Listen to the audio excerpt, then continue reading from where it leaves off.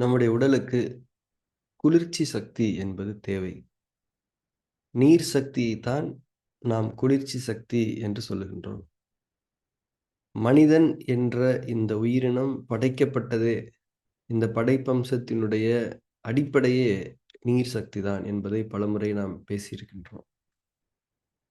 நமக்குள் இருக்கக்கூடிய நீர் சக்தி, புற சூழலிலிருந்து நீர் சக்தியை, அதாவது குளிர்ச்சி சக்தியை உள்வாங்கிக் கொண்டிருக்கின்றது பல தன்மைகளில்.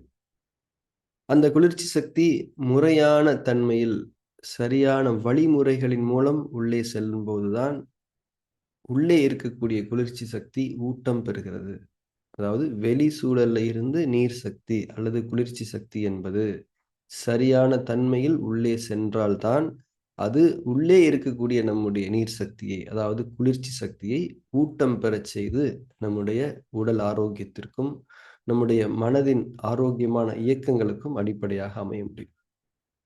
இப்ப இந்த வெளி சூழல்ல இருந்து எந்த அடிப்படைகள்ல, எந்த வழிகள்லாம் குளிர்ச்சி சக்தி நமக்குள்ள போக முடியும் அப்படின்னா, மூச்சின் மூலமாக குளிர்ச்சி சக்தி செல்ல முடியும்.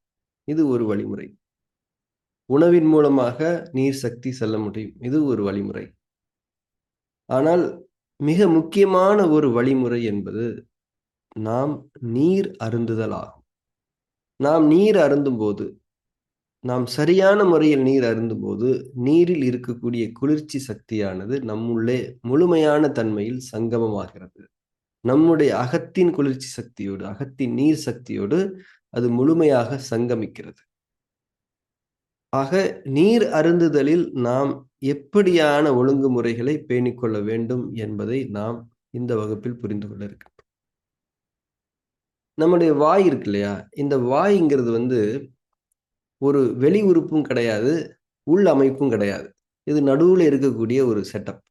வாய நீங்க தொறந்தீங்கன்னா, அது புறத்தோடு தொடர்பு கொள்ளக்கூடிய ஒன்றாக மாறிவிடுகிறது. வாய மூடுனீங்கன்னா, அது உள்ளுறுப்பா மாறிடும். இப்ப கண்ணு மாரின்னு வச்சுக்கோங்களேன். கண்ண திறந்தீங்கன்னா புறச்சூழல், கண்ண மூடுனீங்கன்னா அகச்சூழல். அந்த மாரி உட்கொள்ளல்களை பொறுத்தவரை இந்த வாய் அப்படிங்கிறது ஒரு ஜங்ஷன் மாதிரி. இப்ப நம்ம எந்த ஒரு உணவ சாப்பிட்டாலும் வாய் வழியா தானே சாப்பிடுறோம்.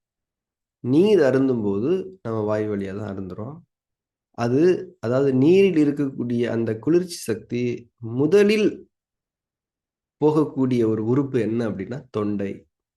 இந்த தொண்டை என்ற பகுதி தான் நம்முடைய உடலில் அதிகமாக வறண்ட தன்மைக்கு உள்ளாகக்கூடிய ஒரு பகுதி என்பதை நாம் புரிந்து கொள்ள வேண்டும்.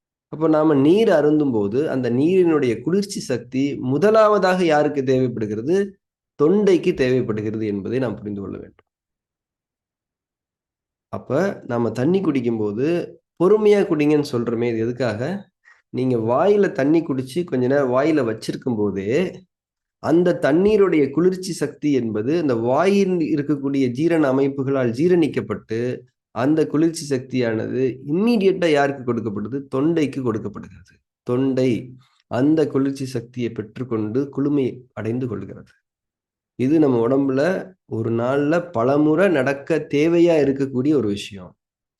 எந்த அளவுக்கு நம்முடைய தொண்டை ஈரப்பதத்தோடு இருக்கிறதோ, அந்த அளவுக்கு தான் நம்முடைய உள் சூழலுடைய ஈரப்பதம் அமையும் என்பதை நாம் புரிந்து கொள்ள வேண்டும். அப்போ நம்ம ரொம்ப வேகமா தண்ணி குடிக்கும்போது, தொண்டைக்கு கிடைக்க வேண்டிய அந்த குளிர்ச்சி சக்தி என்பது கிடைக்காமல் போகிறது. ரொம்ப ஃபாஸ்ட்டா முழுங்கிடுறோமா இல்லையா? இப்ப தண்ணிய கொஞ்ச நேரம் நம்ம வாயில வச்சிருக்கும்போது தான், அந்த தண்ணீல இருக்கக்கூடிய குளிர்ச்சி சக்தி கிரகிக்கப்பட்டு தொண்டைக்கு முதல்ல கொடுக்கப்படுது. இப்ப நீங்க தண்ணிய கடகடன்னு குடிச்சிடும் போதோ, அது அண்ணாக்கு குடிக்கும்போதோ என்ன ஆகுது? தொண்டைக்கு அந்த குளிர்ச்சி சக்தி என்பது கிடைக்காமல் போகிறது. இது நம்ம லைஃப்ல டெய்லியும் மல்டிபிள் டைம்ஸ் நாம் செய்யக்கூடிய ரொம்ப முக்கியமான ஒரு தவறு என்பதை நாம் புரிந்து கொள்ள வேண்டும். தொண்டை அடிக்கடி காய்ஞ்சு போகுதுன்னு சொல்றோமா இல்லையா? ஏன் தாகம் அடிக்குதுன்னு சொல்ல வேண்டியதுதானே. தொண்டை காய்ஞ்சு போகுது, தண்ணி குடுங்கன்னு இயல்பா நம்ம பேசுறோமா இல்லையா? ஏன்? தண்ணி உடம்புக்கு தேவை. ரொம்ப முக்கியமா யாருக்கு தேவை? தொண்டைக்கு தேவை. இப்ப இன்னைக்கு நம்ம பலமுறை பேசியிருக்கிறோம். உணவை விட நீர் முக்கியமானது என்பதை நான் பேசியிருக்கேன். இப்போ உணவு எந்த அளவுக்கு நல்லா ஜீரணமாகணுமோ, அதை விட டபுள் மடங்கு நீர் ஜீரணமாக வேண்டும். உணவு ஜீரணங்களை பற்றி பேசும்போது, வாயில் நடக்கக்கூடிய ஜீரணம் எந்த அளவுக்கு முக்கியமானது என்பதை நாம் பேசியிருக்கின்றோம். வாயில தான் முதல் கட்ட ஜீரணமே நடக்குது. அதே போல தானே தண்ணி முதல் கட்ட ஜீரணத்தை வாயிலேயே அமைத்துக் கொள்கிறது.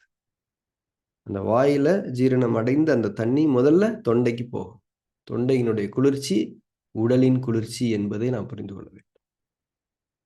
இப்ப நேத்து நம்ம பேசினோம். நம்ம மனசுல பெருமையும், பொறாமையும் ஏற்படும்போது, நம்ம உடம்புடைய நெருப்பு சக்தி ஆக்கத்தன்மையிலிருந்து அழிவுத்தன்மைக்கு மாறிவிடும் என்பதை நாம் பார்த்தோம்.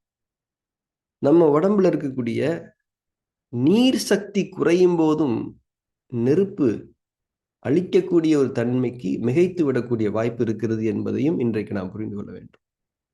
அப்போ உடம்போட குளிர்ச்சி சக்தி குறையறதுல எங்க நாம எல்லாருமே தவறுறோம் அப்படின்றத நம்ம இன்னைக்கு புரிஞ்சுக்கணும். உடம்புடைய நெருப்பு சக்தி மிகைத்தலில் நாம் செய்யக்கூடிய இந்த ஒரு சின்ன தவறு. இது சின்ன தவறு தான். ஆனா டெய்லி நிறைய வாட்டி செய்யறதுனால இது பெரிய தவறாக நிற்கிறது. அப்போ உடம்புடைய நெருப்பு சக்தி ஒரு அழிவு சக்தியாக மாறுவதற்கு நாம் அவசரமாக தண்ணீர் அருந்துவது என்பது ஒரு மிக முக்கியமான காரணமாக இருக்கிறது என்பதை நாம் புரிந்து கொள்ள வேண்டும். அதேபோல நேத்து இந்த பெருமை, பொறாமை, நெருப்பு சக்தி அதிகப்படுத்தும்னு பார்த்தோம். நீர் சக்தியை குறைக்கக்கூடிய ஒரு முக்கியமான குணம் பயம். அதை பத்தி நம்ம அடுத்தடுத்த வகுப்புகள்ல ஆழமா பேசப் போறோம். இந்த பயத்துக்கு அடிப்படை என்ன தெரியுமா? அவசரம். அவசரம்னா பயமா வளருது. அவசரம் அப்படின்னாலே கவனக்குறைவு என்று அர்த்தம். ஒரு தன்மையை நீங்க அதற்கான விழிப்புணர்வோடு அணுகவில்லை என்று அர்த்தம். இதுதான் அவசரம். அவசரமும் கவனக்குறைவும் தான் உங்கள பயம்ன்ற தன்மைக்கு கூட்டிட்டு போயிடும். அவசரமும் கவனக்குறைவும் தான் அறியாமைக்கு வழிவகுக்கும். அறியாமை தான் பயத்துக்கு நம்மள கூட்டிட்டு. அதனால நாம நம்முடைய உடல் அமைப்புகள், இந்த உடல் அமைப்புகளுக்கு வெளி சூழல்ல இருந்து என்னெல்லாம் தேவைப்படுது, அதை எப்படியெல்லாம் நம்ம சரியா குடுக்கணுன்றதெல்லாம் நம்ம சரியான முறையில புரிஞ்சுக்கணும். அப்பதான் உடலுடைய அமைப்புகள் சரியான சக்தி நிலைகளில் இயங்க முடியும். அப்ப இன்னைக்கு நாம புரிந்து கொள்ள வேண்டிய மிக முக்கியமான ஒரு விஷயம், ஒவ்வொரு முறையும் நாம தண்ணி குடிக்கும்போது பொறுமையா குடிக்கணும். உட்கார்ந்து வாய் வச்சு பொறுமையா குடிக்கணும். உதடுகளில் அந்த தண்ணீர் குடிக்கக்கூடிய அந்த பாத்திரம் படணும். தண்ணி படணும். இந்த தண்ணியினுடைய குளிர்ச்சி சக்தி உதடுகளுக்கும் தேவை.